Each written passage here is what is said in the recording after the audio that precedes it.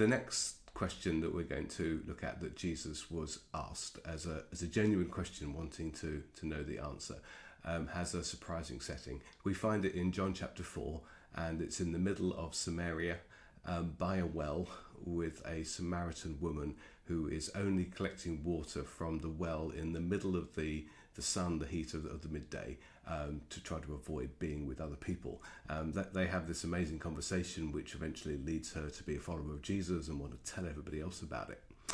But once they've got through all of the who Jesus is and why he's there, the conversation leads to an amazing question. She asks Jesus, I can see that you are a prophet. She's getting there, that he's the Son of God. Our ancestors worshipped on this mountain, pointing to Mount Gerizim, which is behind them. But you Jews claim that the place where we must worship is Jerusalem. She genuinely asks Jesus the biggest theological question for Samaritans of the time. Now, to understand the importance of the mountain and so on, you do a little bit of history, but don't have the time to tell you all about the Samaritans.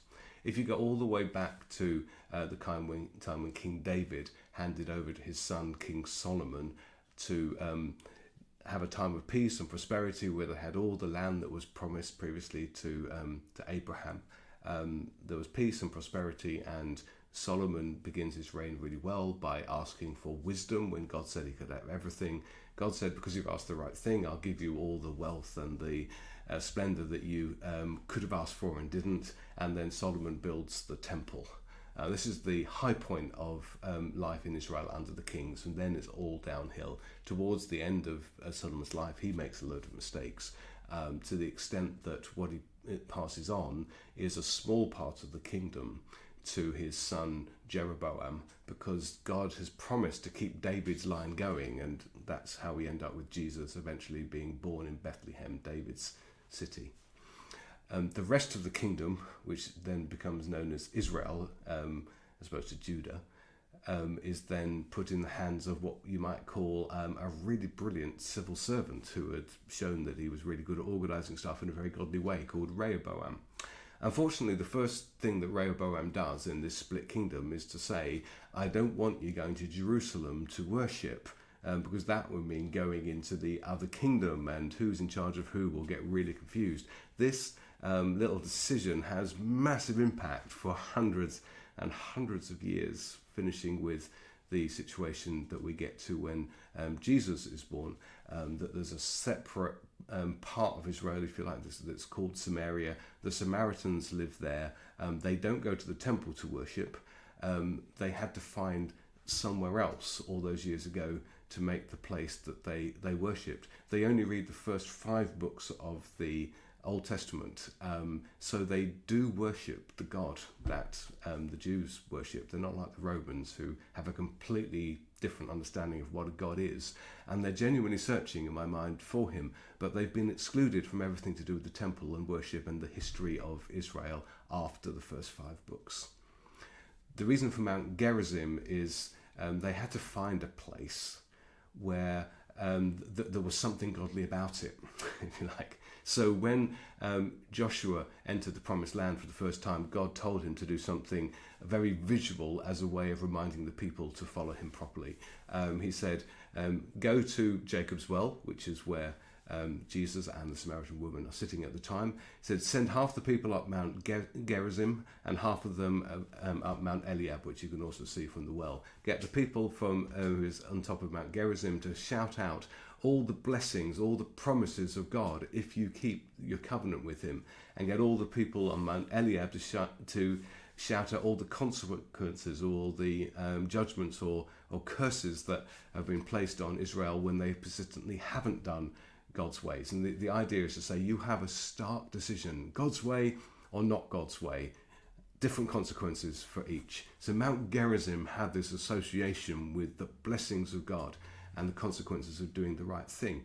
And so that was the first place that they went up and they started worshipping. The problem in Rehoboam's time was that very quickly they stopped using those high places to worship God, and instead they started worshipping the gods of the other peoples who'd lived in the lands and following the evil practices that went along with that worship. And so you end up with this great question. Something really unusual happens now. Jesus gives a very straightforward and simple answer to a straightforward question. And the answer to her question, can we just worship on Mount Gerizim or should we be going to Jerusalem, is he tells you, I'm sorry, but you're the ones who are in the wrong. Jerusalem is the place, the temple is the place that was set up for the worship of God. But he gives this answer for a really amazing reason. He said that everything is about to change, he says, and you will be an important part of everything that is about to change. And he gives her an insight into what's going to happen after he's died and risen again, and the gift of the Holy Spirit has been given on the day of Pentecost that will change the life of worship for Christians forever. He says that a time is coming when you won't need to go to a particular place. You won't need to travel to Jerusalem to have an experience with others of worshipping God and hearing his voice, because all of it will be through relationship with the Holy Spirit. Where you are will not matter. It's your heart, your spirit, worshipping God. And in terms of the gathering with other people, it's the people you gather with that will matter, not the place that you gather in. We have very useful places that we can use to worship God in large crowds, and we call them churches these days, and that is amazing. But it's the gathering together with the Holy Spirit uniting us to worship him that is worship. That this is going to happen very soon, Jesus says.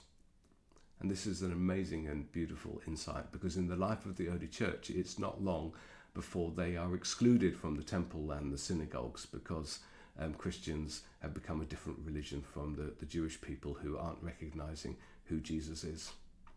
And then, as Jesus had predicted in 70 AD, the Romans destroyed the temple and there was no place to worship in any case.